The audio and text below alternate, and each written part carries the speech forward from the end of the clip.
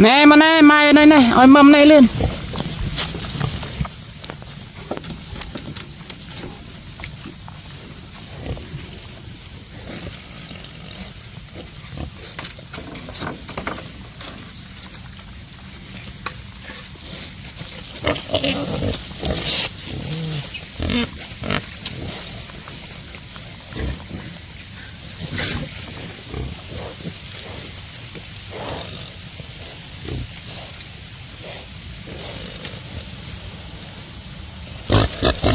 nóng cối mà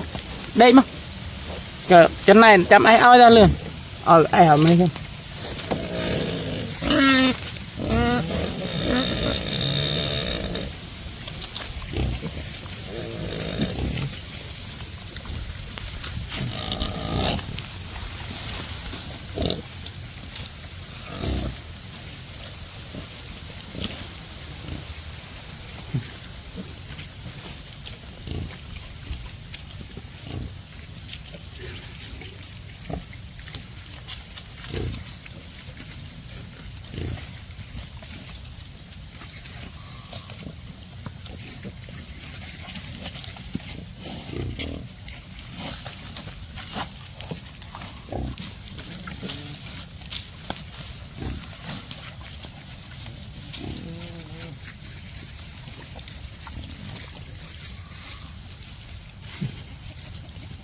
sạch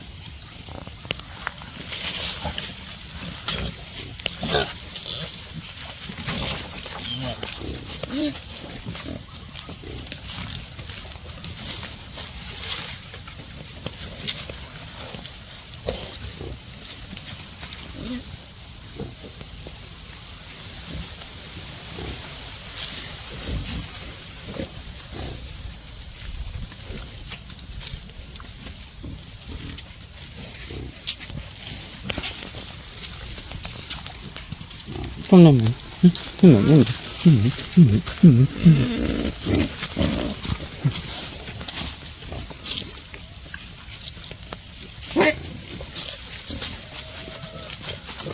chẳng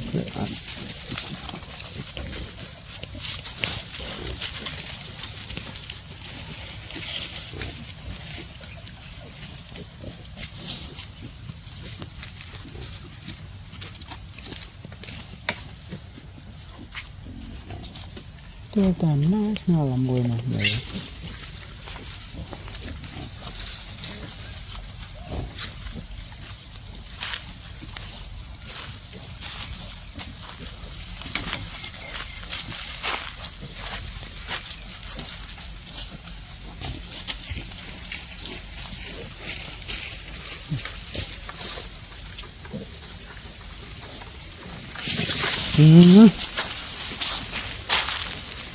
bản thợ đánh vía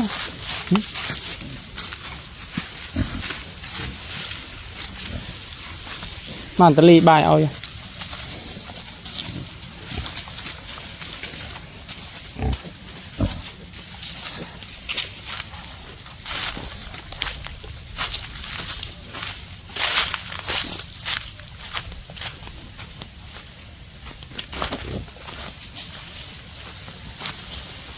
tạp mua là mua lộn này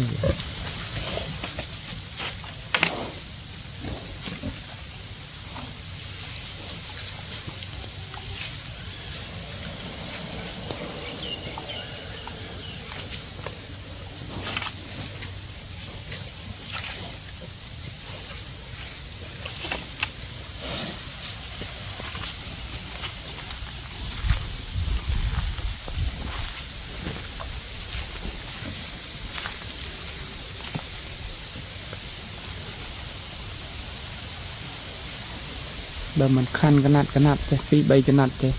tia vậy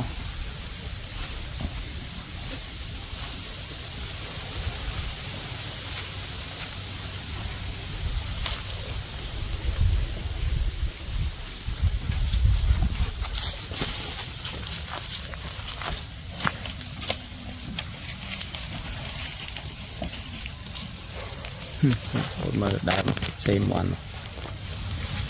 làm về ru giờ kia chắc là chơi tập bạn nữa là mấy ban này à chơi à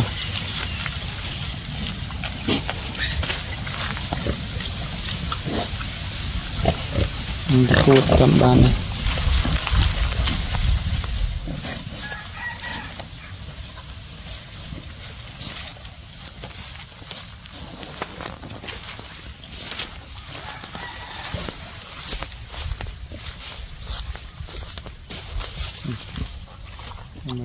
sebab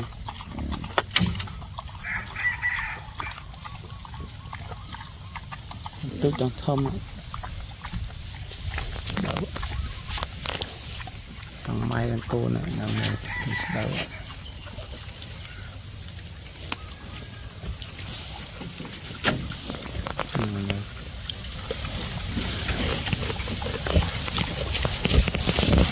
thằng đâu đâu nằm không có đạn bài ơi mà nằm bộ bên mà à con tren mà nó chơi chơi nó luôn mà này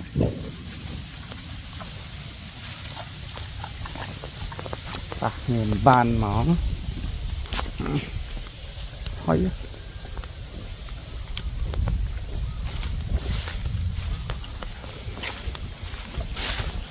khăn mà có lẹ tiết này thông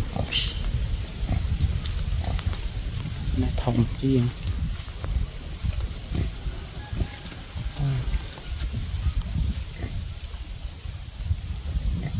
đau gì đau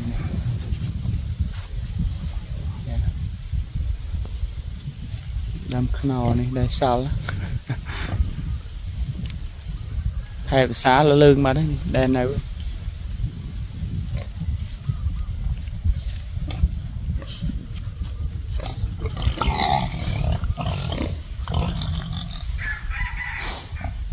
môi nó trôi tàn này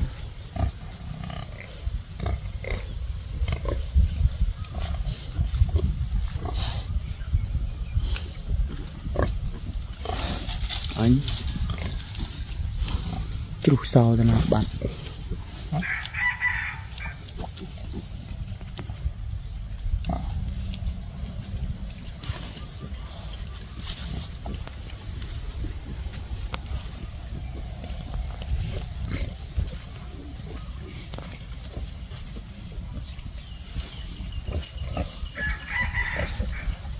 ta cho mốc đây mâm này à, clear này mâm đây hả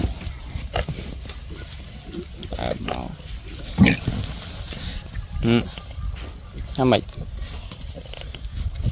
tại vì mâm đó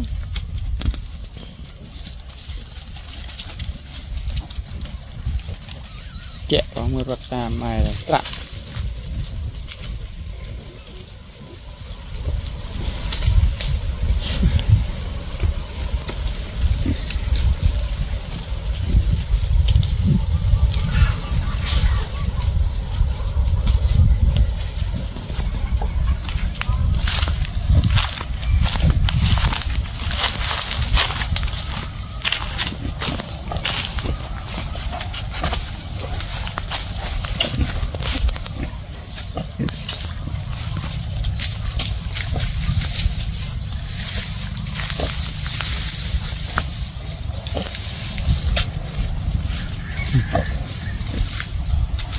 mấy cái sự bọc tại việc cạch cồn đực này mùi để mình cồn hai cô trao rồi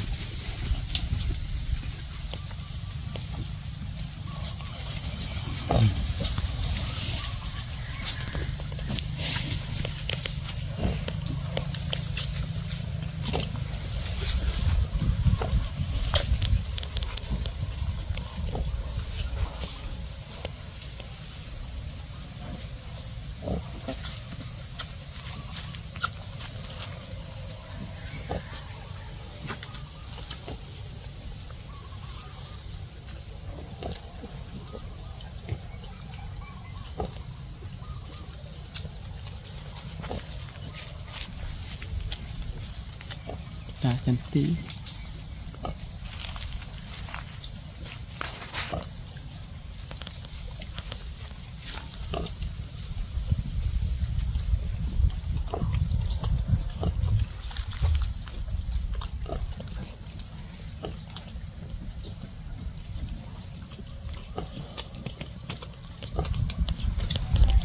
Lưng đỏ này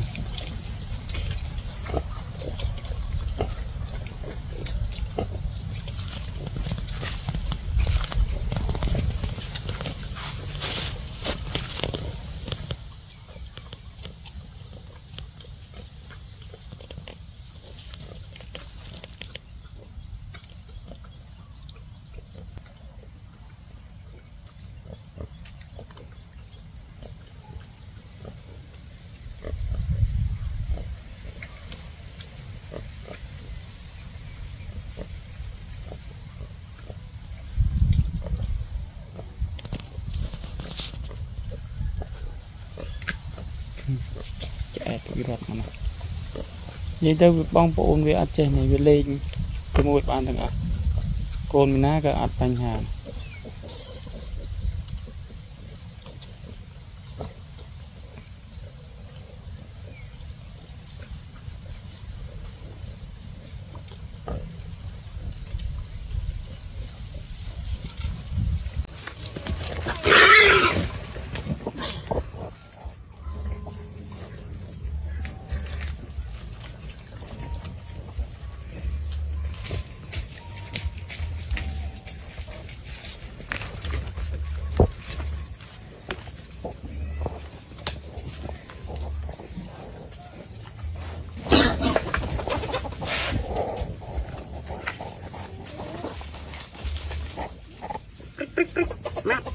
mát này prích mát lên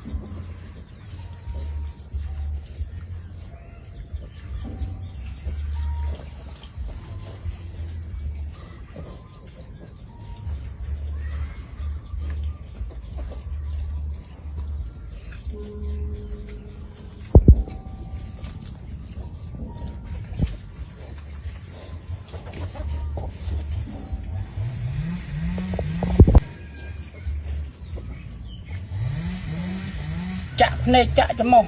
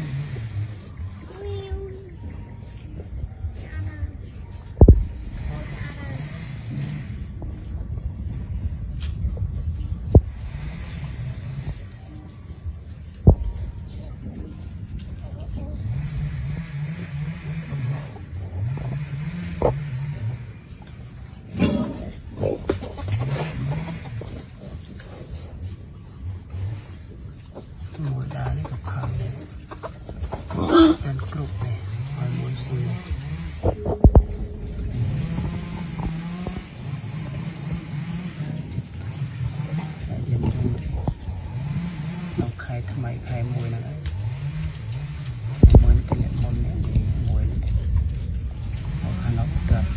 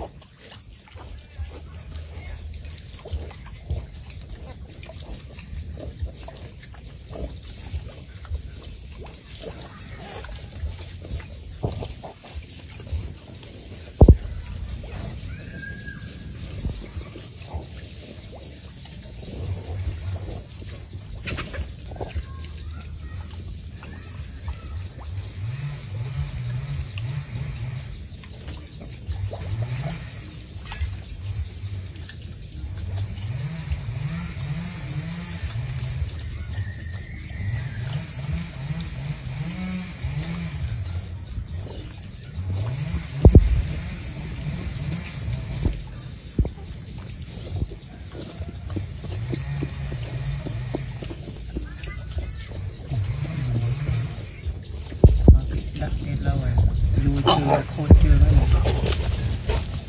cùi bốc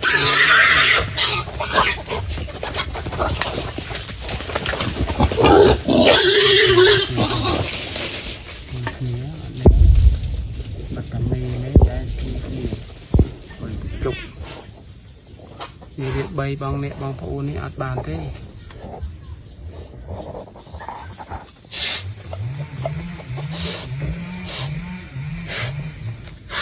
make a trip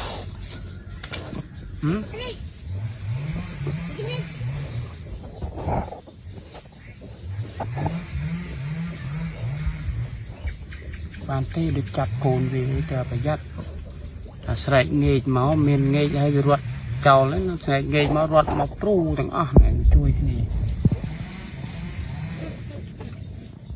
cho mà khi chặt cồn chặt ấy chờ phải dắt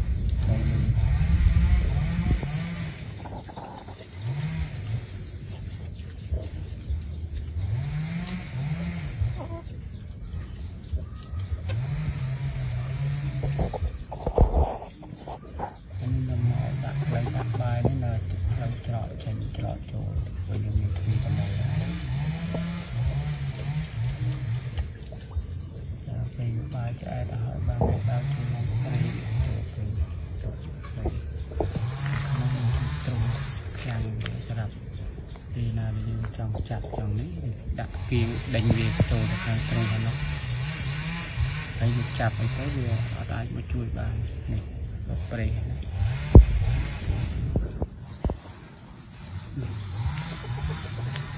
bể khâu về đó này khâu về này sắc sắc khâu về đào với chui được thông không chùa 50 mét 4 trống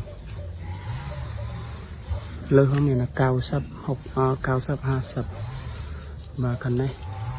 sai sắp cao sắp để chặt kìa là bó này bó tiếp thông này tới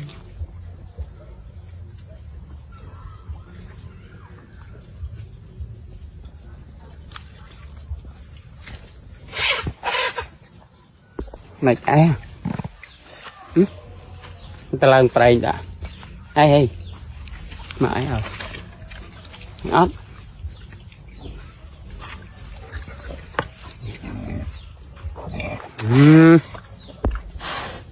em bòn là lâu rồi bán thơ y phóng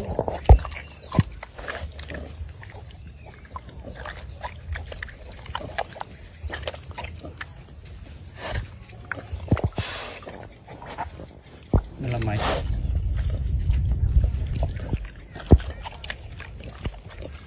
nhà phân luôn đấy để cạch cho bọc xe đã xa để nhóm chui vậy vì ạt cô nâng cho bọc như thế nè vì là cô nên nó cô nó phải nào vậy về ở đâu dừng chui về mà về nó con này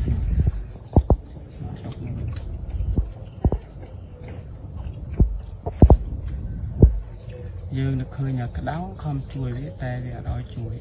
về về từ cả trên này chậu để với nó con nó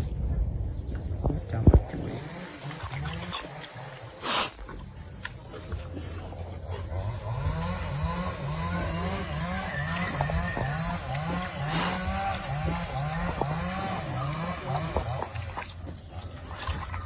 này nó đỏ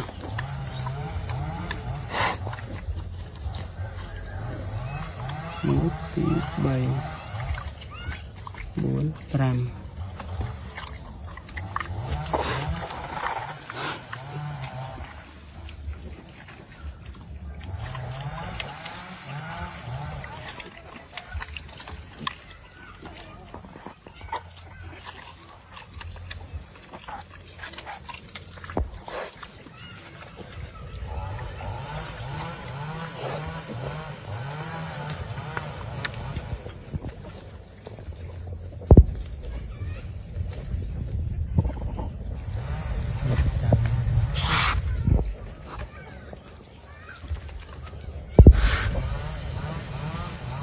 mà bên không nào cái này bên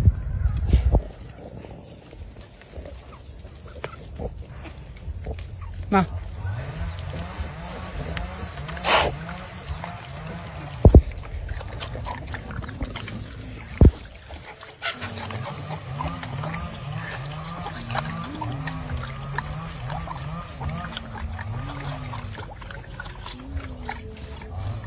ô cắt đi này như thế hử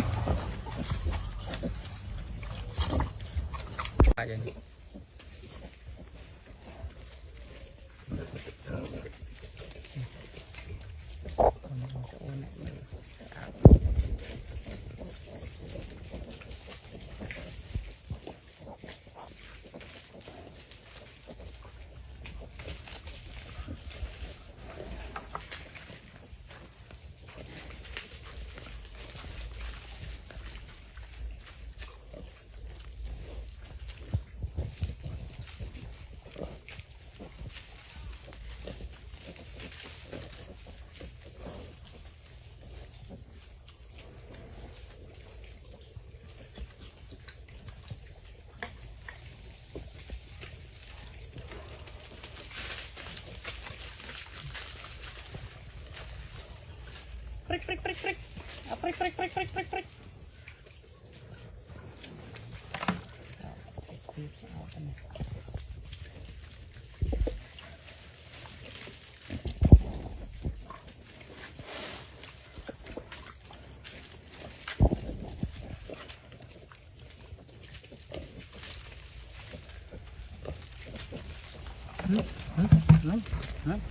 ahlinya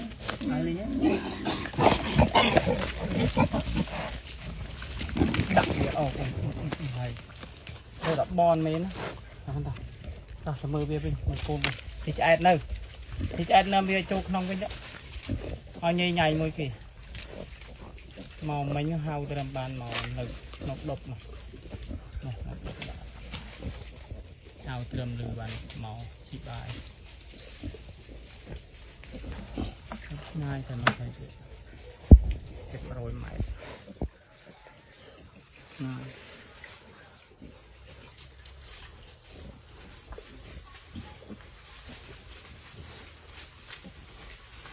mùi hạt nhầm tục bầu tục ấy nấy cứ sẽ đạp phụ cái này việc cạch sẽ bọc cồn vô việc đôi chụp sọc đến đây việc cạch sẽ bọc cồn mà cái sai cho không nông độc xịt sọc đây rồi xịt sọc đây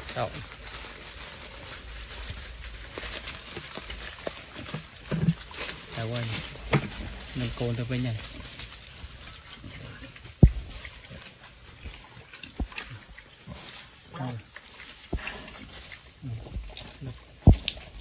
coi cái không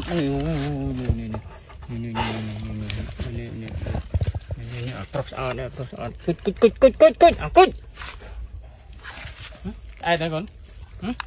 đệt mà rồi đệt mà đệt ai hết ý đệt ai hết đệt đệt cho chưa đệt mà ai ơi mà đệt chân đệt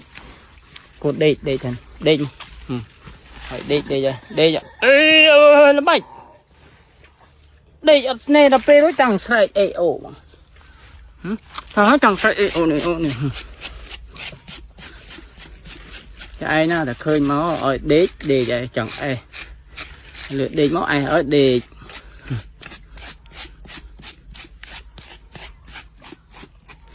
mình ấy thì là cần chạy là khơi dừng màu đấy thì thấy bật này mà thì rùa kế này bật này vậy nó trịch nữa trịch xù nó nữa nhìn này mà chập trời này chập nữa mưa này bộ sợi y tế đây nè này một bộ mưa này bột này đại ở đây này nó còn mấy trịch nước ở ngày nay ăn bàn màu ngày mấy nhà bàn màu buồn lắm mà nước báo mày ai đây hả đây hả khơi em ban nó chết ở cái ai đây mà đây mà chưa đây chân tới đi nó ai mày đỏ nè mà tới này đi tới này mà tới này nè mà tới này mau ấy nó ai đo đây mà đi cái này nó lươn mà đi tới này ai ót bà thà em ở đây này bà thà cho ai ôi đi mà khả năng ai mày đo lên nó lại ai hạt quýt này ai mày đo lại ai hạt quýt này nào ai ơi quýt nhờ mưa quýt để lúa này ai ơi để lúa bà ơi ai ơi để lúa bà ơi này mưa này chỏm mình lại cái này đâu minh này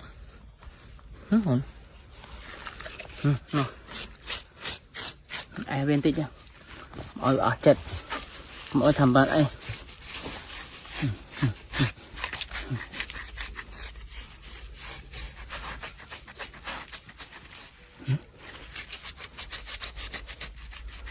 bên là khang chân này mưa sẽ tập phọc trịch nhé prey luôn ai khăn em đang con ngợp ai khăn em đang ta ngợp ít miên ai khăn này ăn luôn ngợp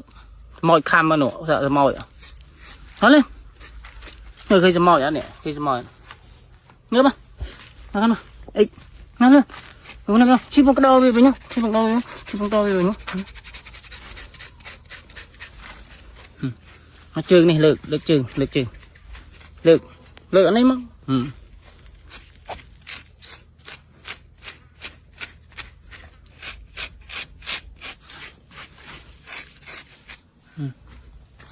ở trên này em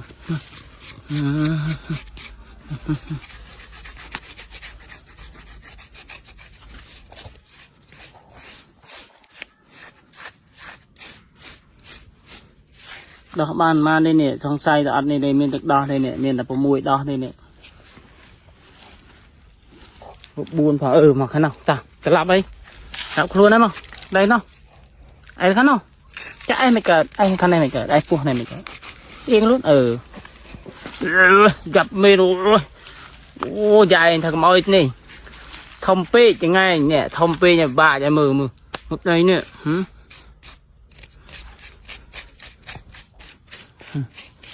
một cục mật này đỏ co này cặc mực này và co lam được không man lam đây này tôi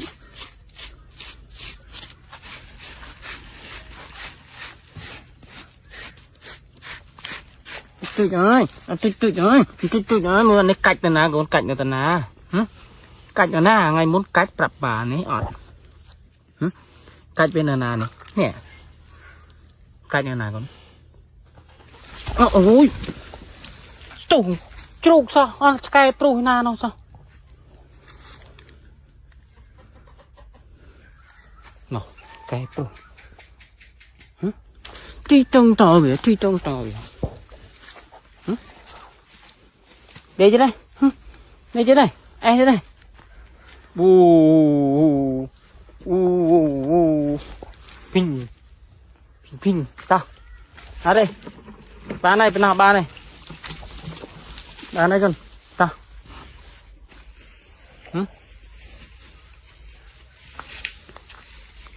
Thằng nào đấy? Đào cô thằng nào đấy pì nữa.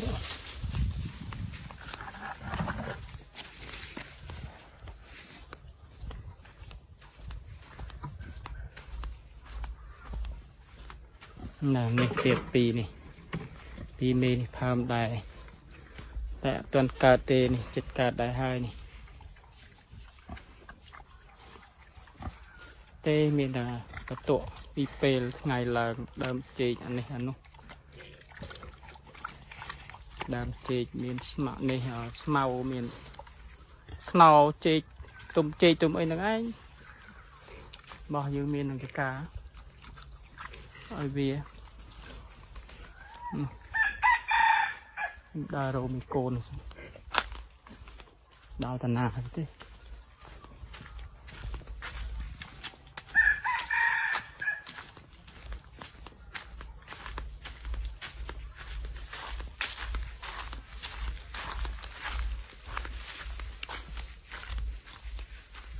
Prick.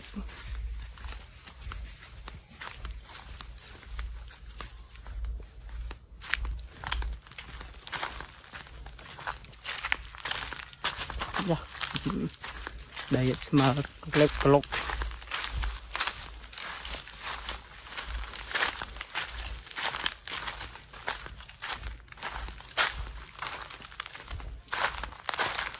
Mà cái này chứ. Đây người thông bạ đờ rô kìa. Đập bầu đập ấy cũng tới. Nè mà cái này cạch này để ngày đây sạch chẹ. Nó miền bọc cạch bọc. Cha đấy bọc cha miền cạch cục cái này như này.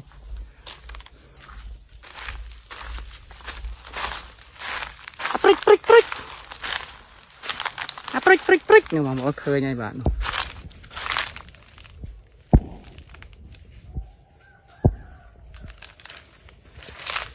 Prick. Ở đây nha anh. Hả? Prick. Ở đây nha anh.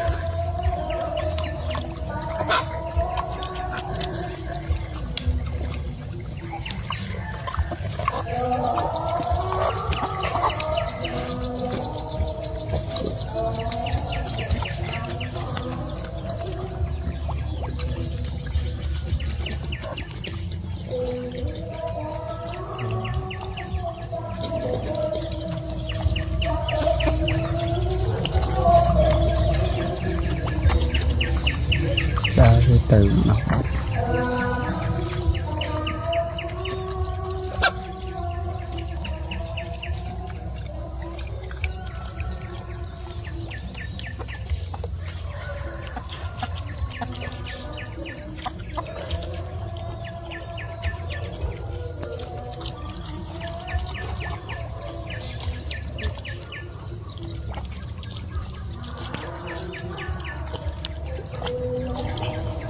nó rồi mồ lên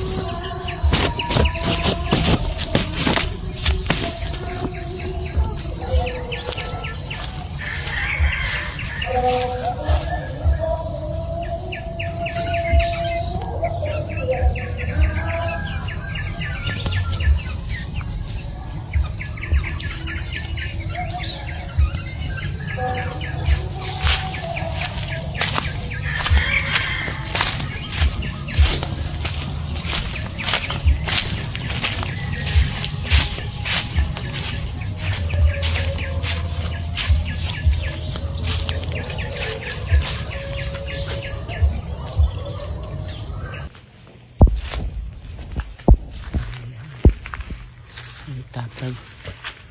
và tôi làm gì sẽ tạm mê về nó mê về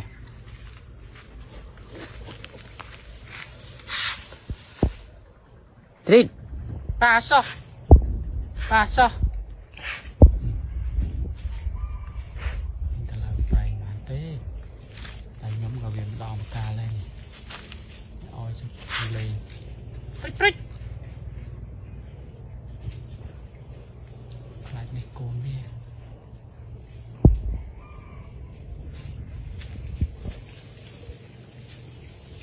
nào nè mà đâu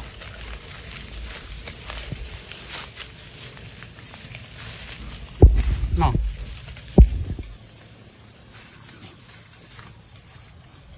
cồn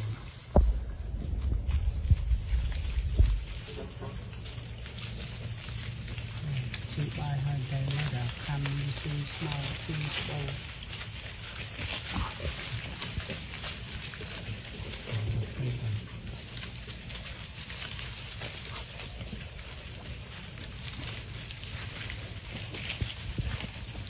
đây mới là mê về ao sẽ lấy khúc nó rồi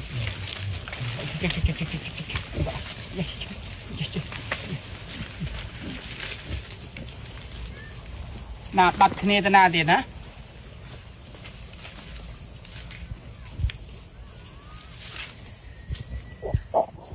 bạn chỉ tung ấy ăn chạy nó rồi khăm màu lên tiền ôi con này màu tiền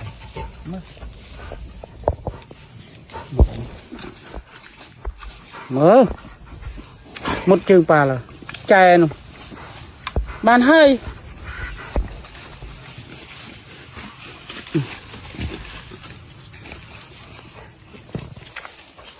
chạm này nhá, giờ xây chạm này còn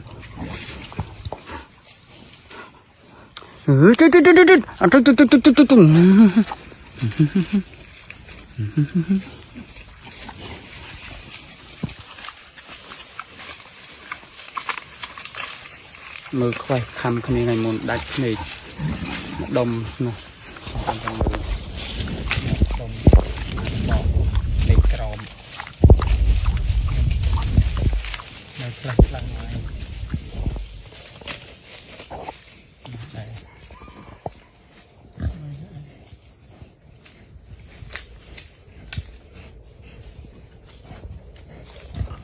cho mau công ty nhây nhảy kì luôn ấy phục phòng cô nó khỏe ngày nào ngày này thì nè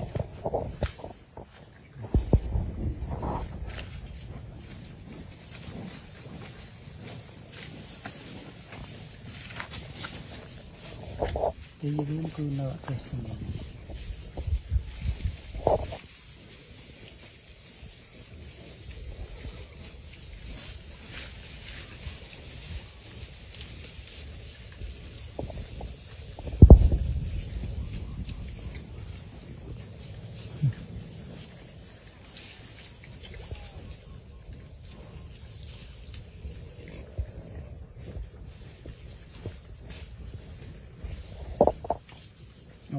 cho bắn vật đây luôn này mầm mấy đây ở mầm đào này bàn mầm này ngô biển khô cho anh hay po lòng trong chết là các nơi để trăm ngày để vẫn ban cho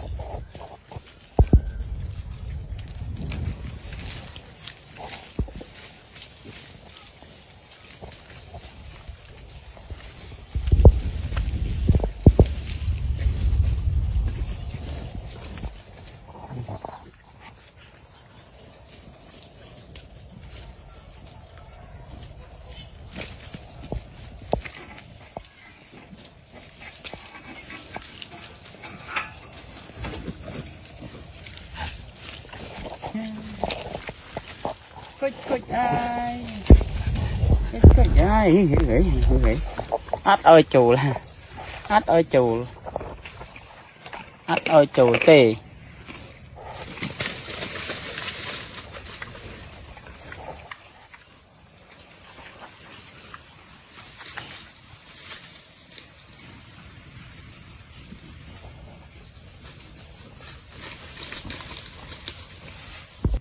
xì bài té ban sưu để nó xì bài cồn nực cồn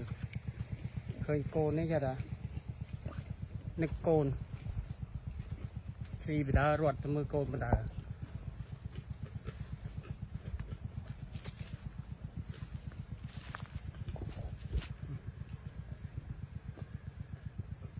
mau bài dân mau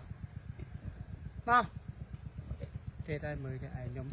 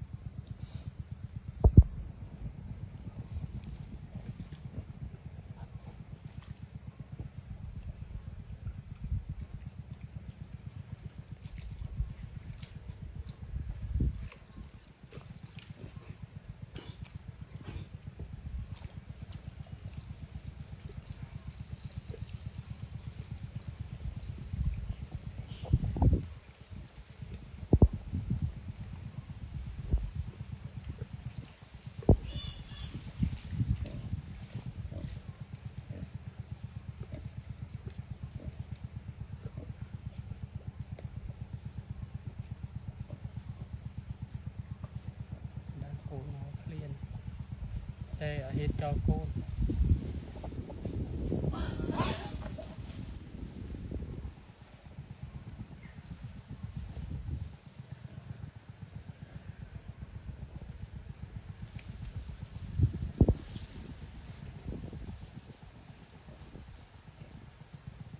ngay ở đây nhầm xuống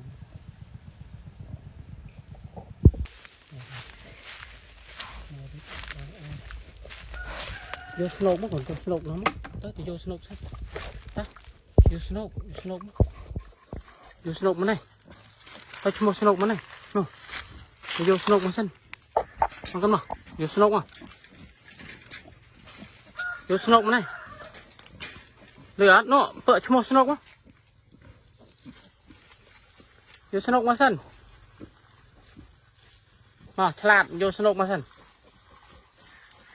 cho lên châu lên nó cái chai chào đây là ta bơm snow mà lên mà vô snow mà sân mà vô snow mà lừa mình nên mà chai chào cái gì đấy à snow lên nó là pin mà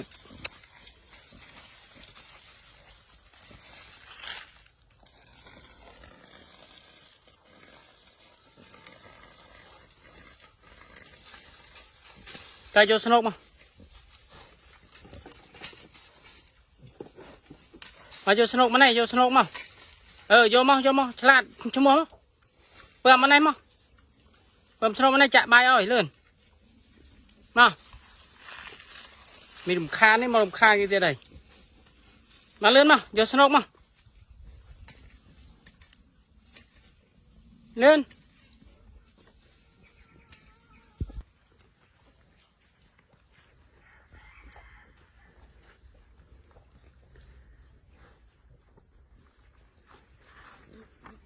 còn cái bài này gặp cha chào cái trong nó cho sao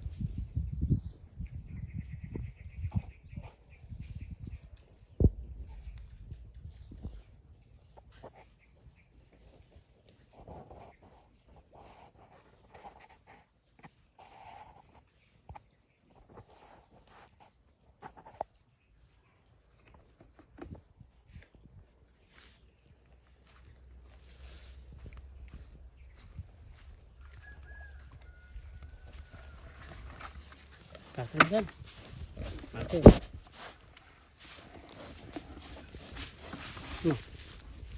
mà một tàn ta một cái mục tới nó dân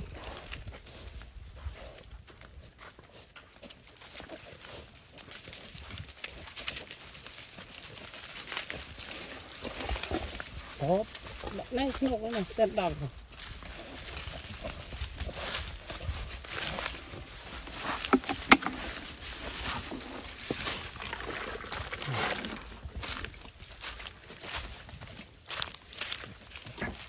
còn đây thì là cục khôi mấy là cái này đạn xi nó là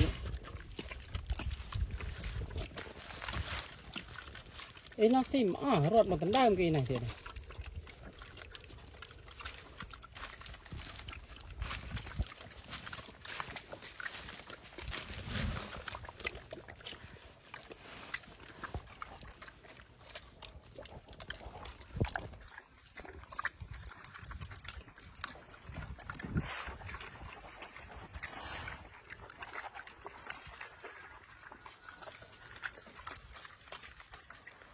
nó mời đây này hai lô viêm này hai chén viêm cái này viêm cho người ta về đấy họ đi cho họ biết vào đây là thành lại rồi nó này sắp kịp nó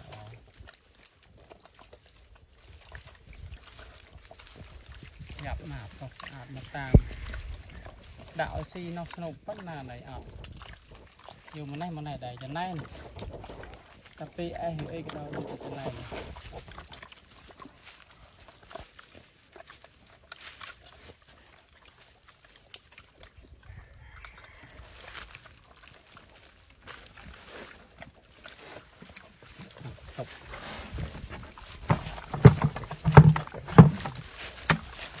cột con ấy thế này thôi mền à mà đây mà phải không đây đây này đây thế này nó lên đây này nó ai ớt ai mà đây mà nào này nghe đây thế này đây này mà ai ớt ai ớt ai mà đây mà này miền đắp ai hết này anh đây cơ thế anh đây gồm việc mà ai ớt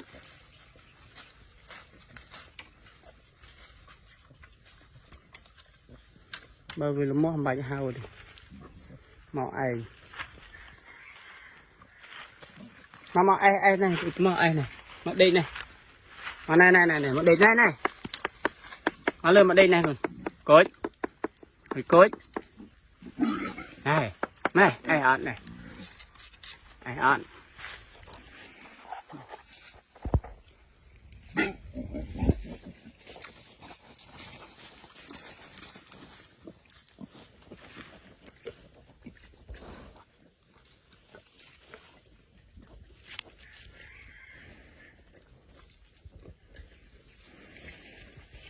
nhặt cái bốp nó cột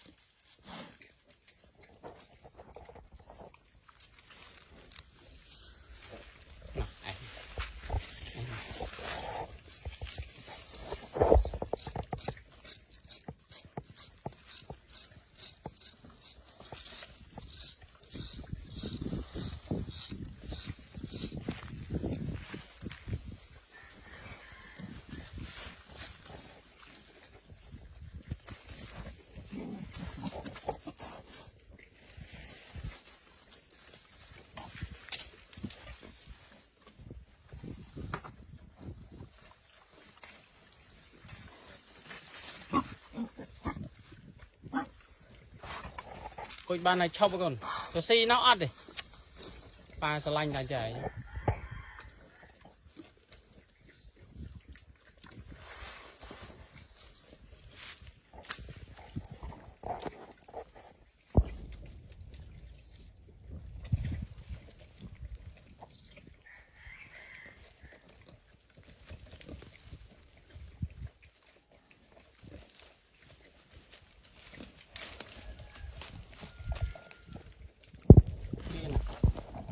mơ vì ăn này cả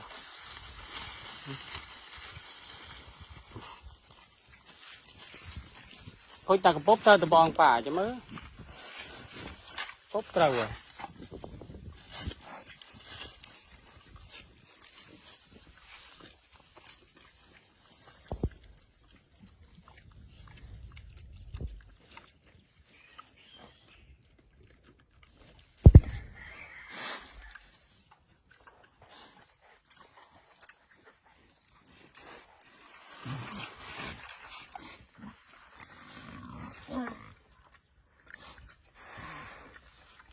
cối chặt cái bóp ăn cái xi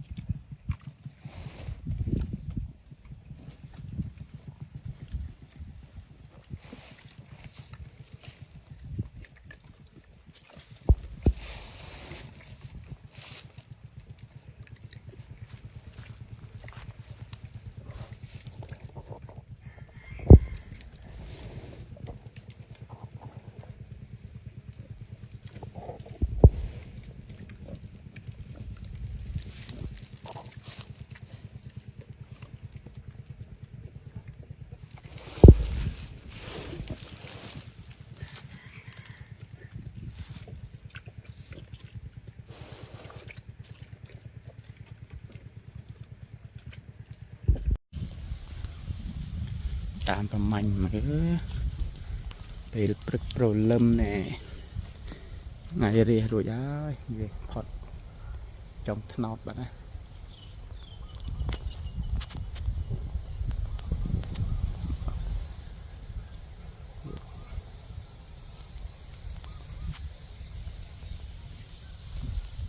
làm sao tích gần bạn ấy cả bạn tích đây prích prích mau là cồn màu hào cồn mau na về đây mình nhỉ đây mà mình để nó đây này mà đây cho không để cho đây mà đây thả đây liền đây cho tao đây con đây mực khăm này ngày môn này bỏ này thả đây mà con mà đây nhưng mà trôi răng chua này người ta cồn mà cái này thật mà cái này mà đây này đây cho đây này đây mất anh nút đây nó đây một em mày đau ngay cái này nó bạt đây bạt chưa cái này ngay cái này em mày đau hả khẩn mà này mau nè đây này ngợp mà này mà ngợp mà thế này mau cho em mày đau này này chết cái này mau sưu lại ngọc cái này mau nó mới lên đọc cái bàn mà tầm bay này ăn mâm cục nè nào mà khăn vấn này nói nói chẹ ớt này nữa chẹ ớt này tiệm móc cái đầu cục này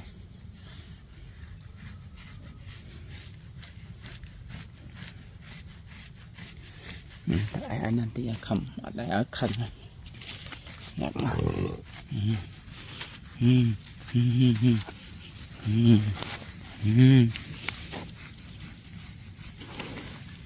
cái trên đây nè đây mà cái lấy những ít này anh mà là sẽ là này máu ạt này nó là này máu ạt đấy nó này máu bạn ạt này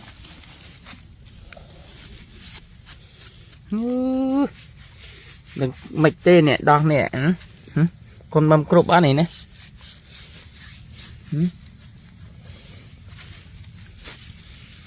này bông ô này chụp lấy cái mưa rôm như này có rôm về bay rôm nè là đây là của họ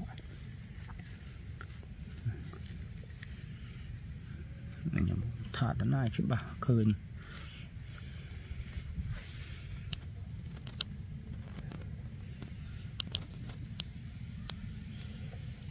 nè có rôm về này mình bay mất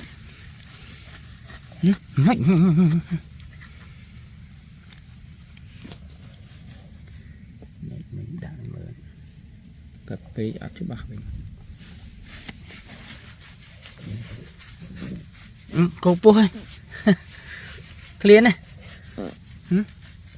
cô bôi clear này làm ly ơi lâu ơi con mâm cho anh về nhá con mâm cho biết clear luôn chụp này tao mơ về thân mà đau nạp ở đấy mình làm cồn từ này hết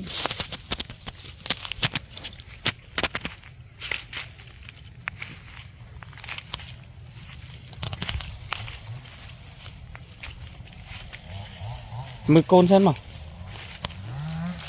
đi nằm thế này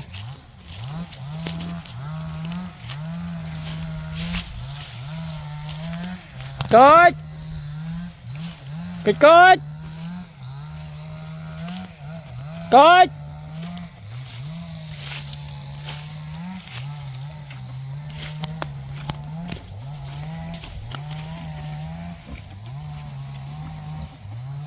chinh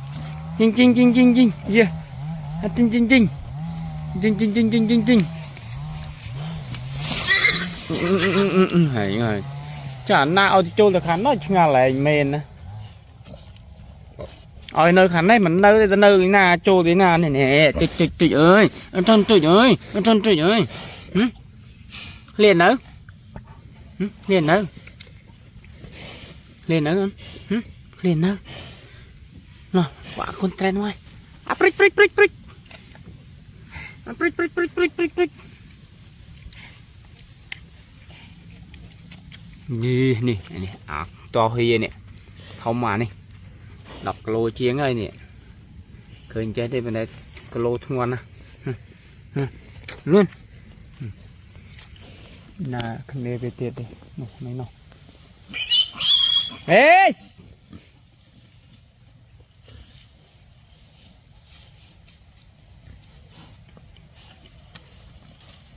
lê lơ mày nó mình đi mai cái đạp ở lâu rồi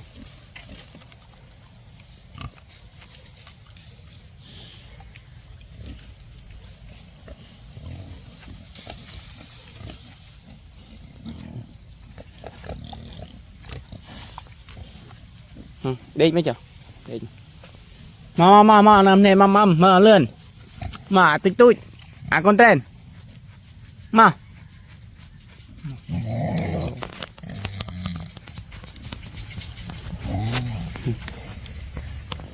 Good.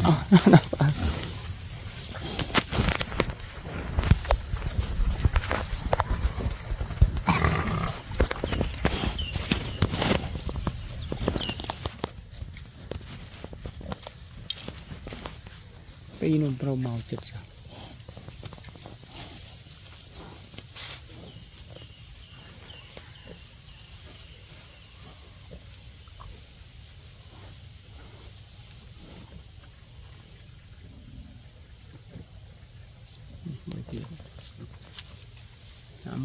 Môi nó tân hoặc là ai nhỉ?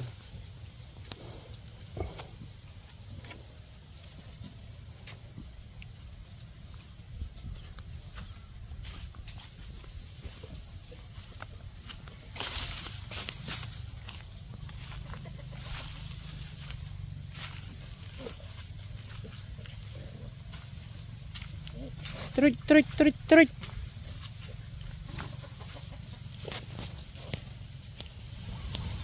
Nè,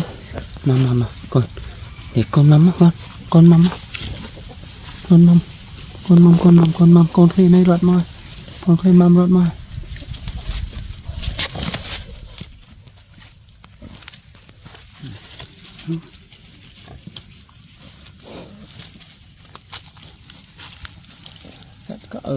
Này con mama. Mama. Quạt nó prích nào tụi mình tên nó nghe mùi nó ăn cả đi chặt nó vậy sốt lươn cái mâm à lại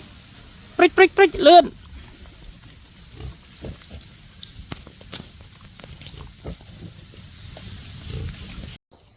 mình đọc về problem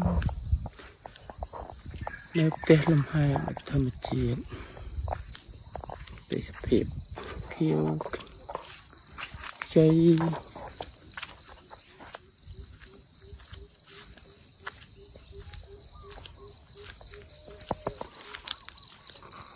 เรียกโกงพนม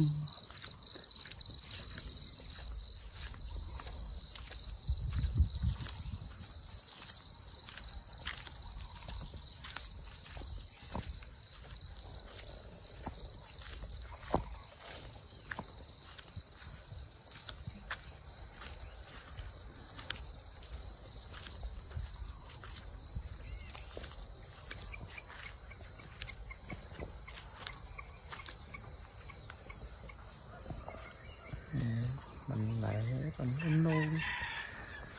cách ba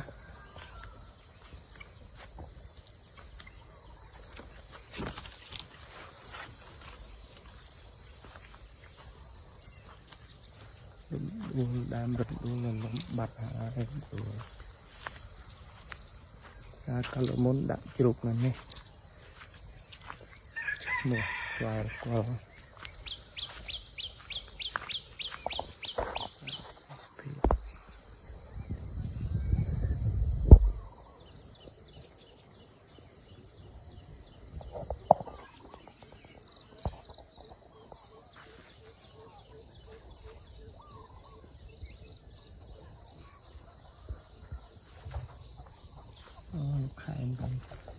มันตะบัดทอง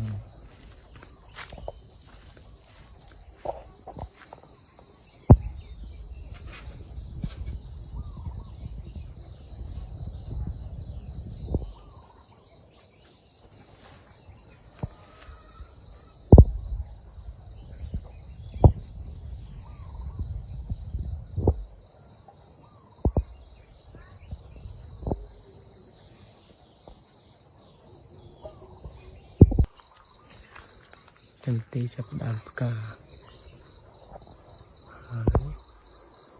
จำในระบาดกรุบปรีดาช่างสา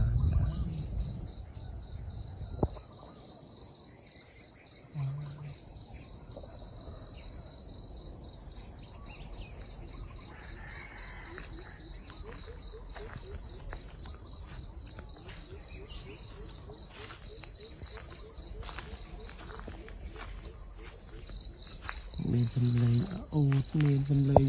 นาโลกยม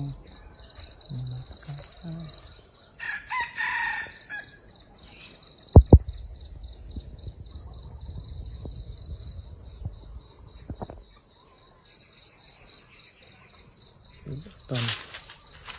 เยอะเต็ม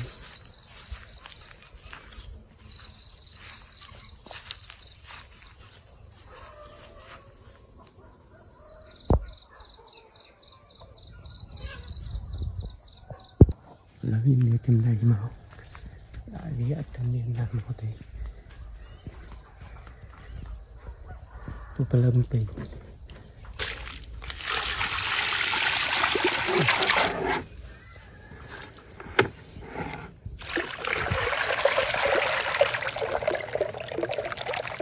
สรุปจำอันนี้เลยทักมาคือแมงกระตุกลิตร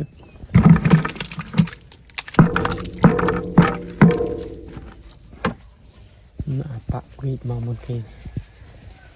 มาไว้เป็นไงแล้วเนาะเราสะอาดเอ๊ะจุดก้นไหนมันสั่นกันไหนมันสั่นก้อยไปไหนไปไหนนั่นคือเรื่องมันมันนอกหน่อยนี่ไม่เกี่ยอันนั้นเกี่ยอัดโอ้จะเลี้ยงหลังสุดแสลมเป็นไงน่ะtại tràจะเลี้ยงพันธุ์เลยแล้วจะเลี้ยงหลังสุดเลยตัดดักai màu ai ta nên hay lưu màu nó bộ mấy cô nó đem màu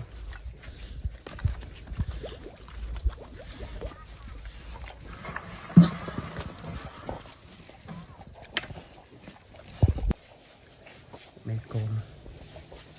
cánh màu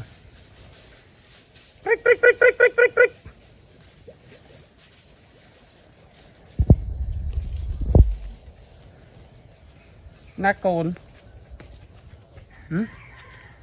cồn mọc còi mấy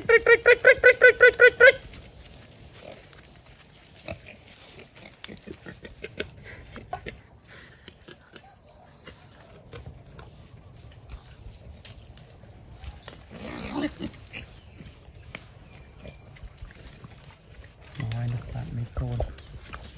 nó vượt lại trăm cô này hiện một cô cưới trẻ áp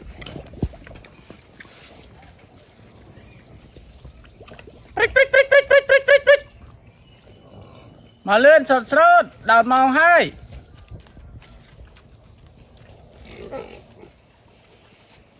Kít mà lên cồn zoom lấy cồn nó bị lay tầm thời viên rồi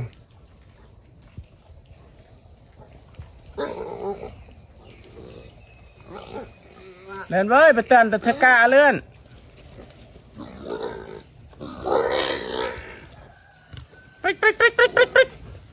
nè ăn nó ăn đây chờ nữa อัดอ้อยโกนมั่มเต้จัดอ้อยกินนี่อ้อยมั่มถ้าจัดในกาเปียน่ะอุ้ยนี่ได้เดี๋ยวไอ้นะอย่าเมื่อ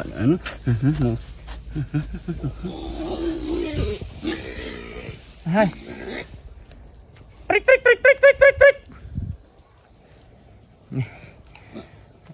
ไอ้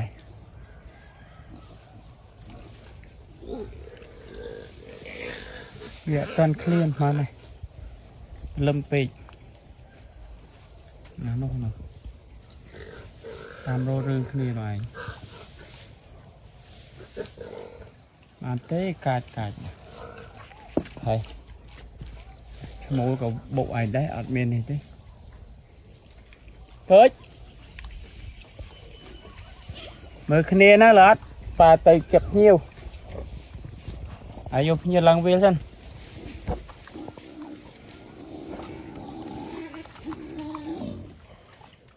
มาซีบ้ายมาอะไรจะตามโรเรื่องเวียไหนมาไหนมาเล่น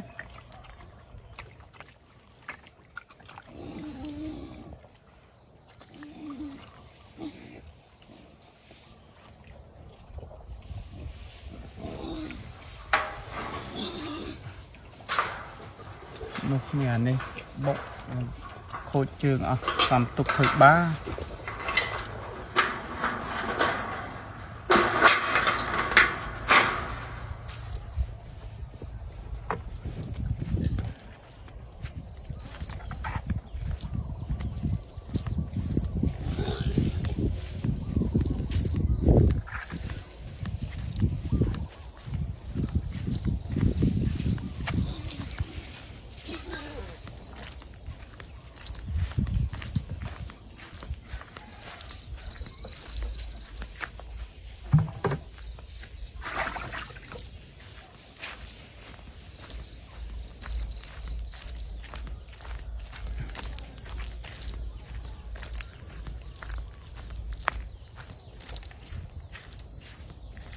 ไปเลยบัด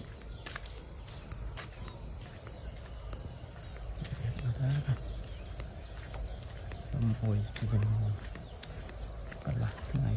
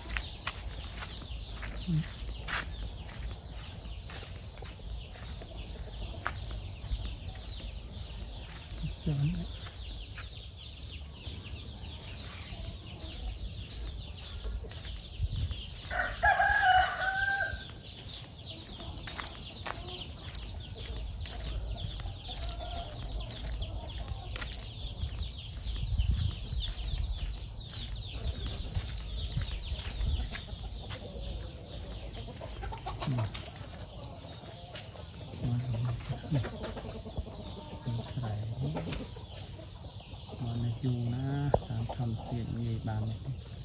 แต่ยืนทำเสียถ้ายืนแบบทำเสียนะ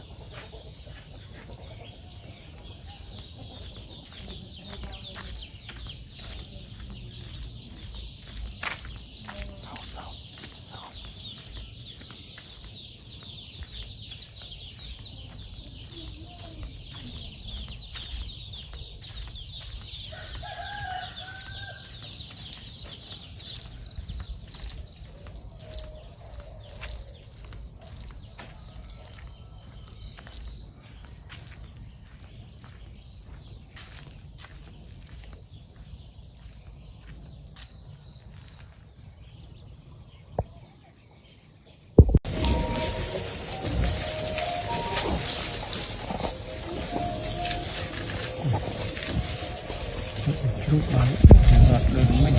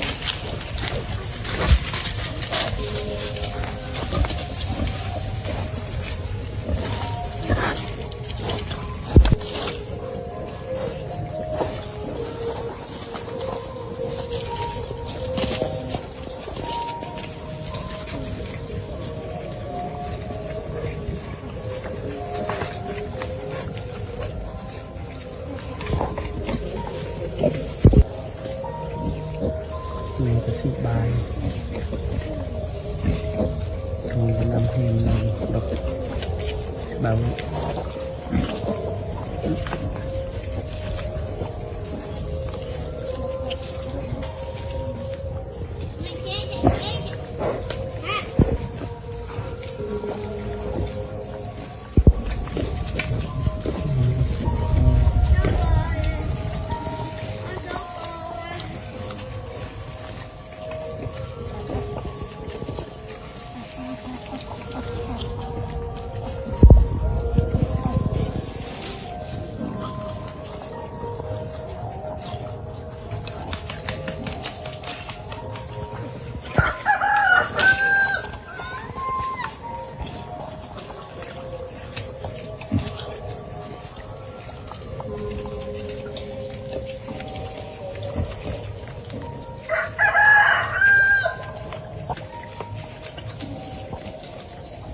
nhà bà thôi rồi.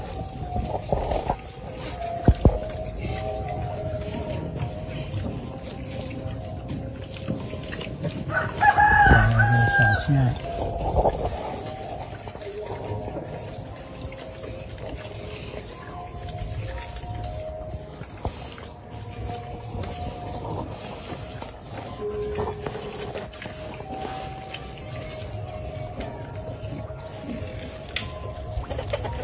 Chạy lên khơi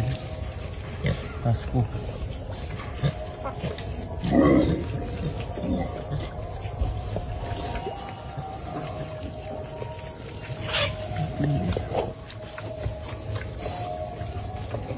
ini semua tiap jalan itu bilang cak lu mình bilang cak ketuk chop nang mặt dia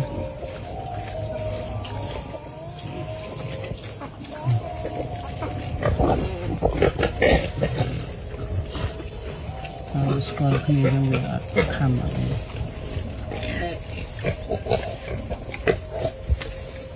mama chạy đi em mới ăn chơi đi rồi giờ thì khác giờ nào kia việc gì cái gì ấp màu bạc thọt lên đấy bây giờ quy làm được ăn chơi thọt này em quy chơi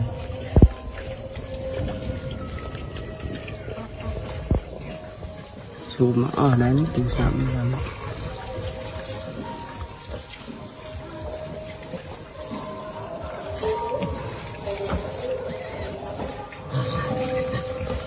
bái cái mặt trung không này tam lấy cái khai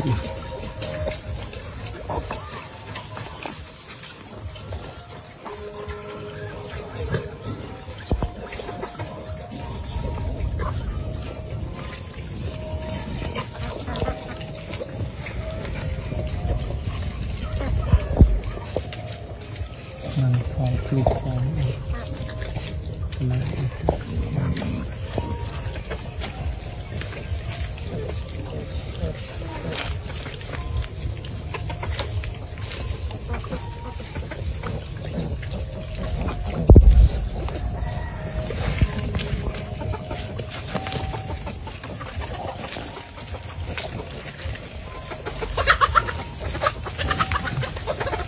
bạn có cột chụp chụp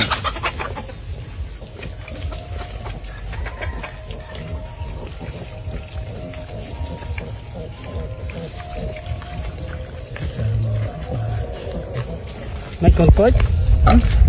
cây ấy mấy con mấy ui nó ở đây cái chạy nó con cối này người mà camera lên này người mà lư thì cối người mà lư lên cạch on cái hiền mấy cái ốc đây cạch on cái hiền này on đây năm hiền tiền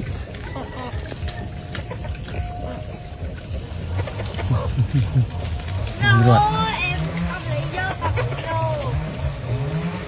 sai cái giờ áp nghiêng thì về ruột đây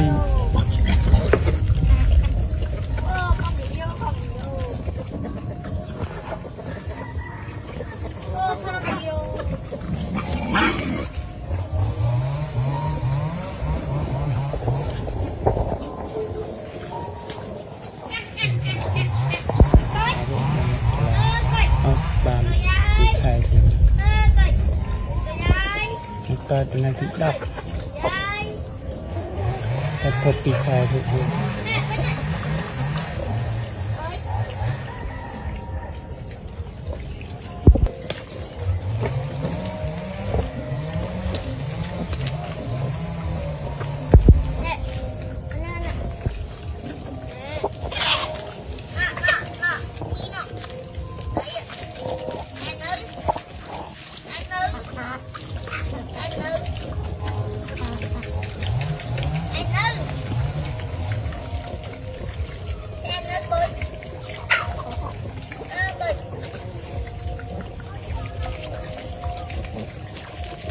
cùi thọt nụ phóng áp bàn thọt rồi áp cùi ta khơi cùi nụ phóng ruột mà mau giống như bàn thọt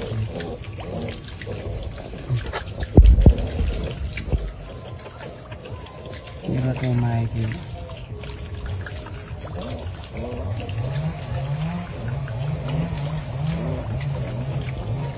prick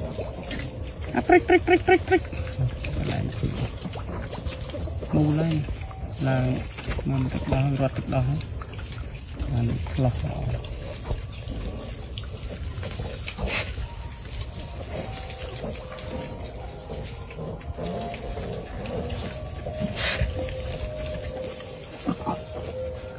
mưa ruột mưa khi mai khi trái mai đào thành ngọn bắp vĩnh rồi tự tam chú của nên ban mưa thì chạy nó mày mà rất là buồn mà mày buồn mày trầm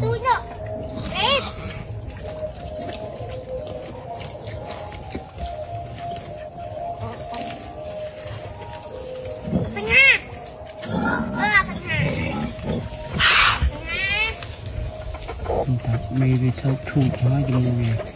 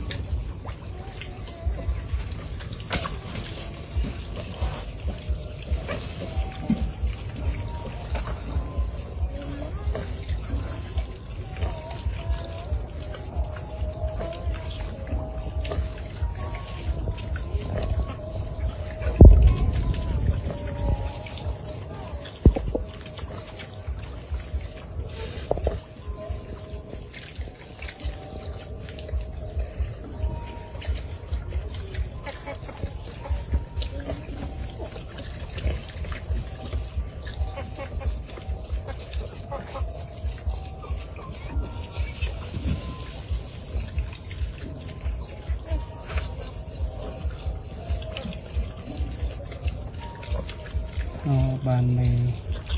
mê pram smoke bảy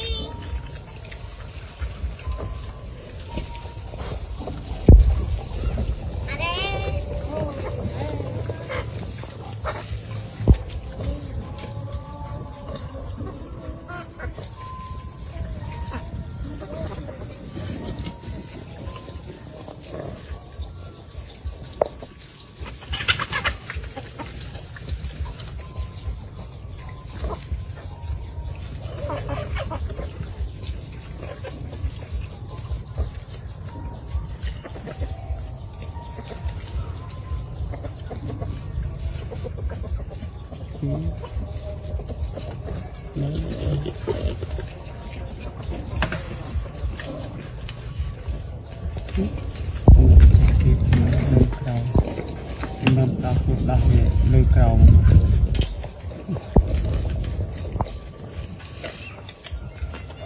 cầu lưới này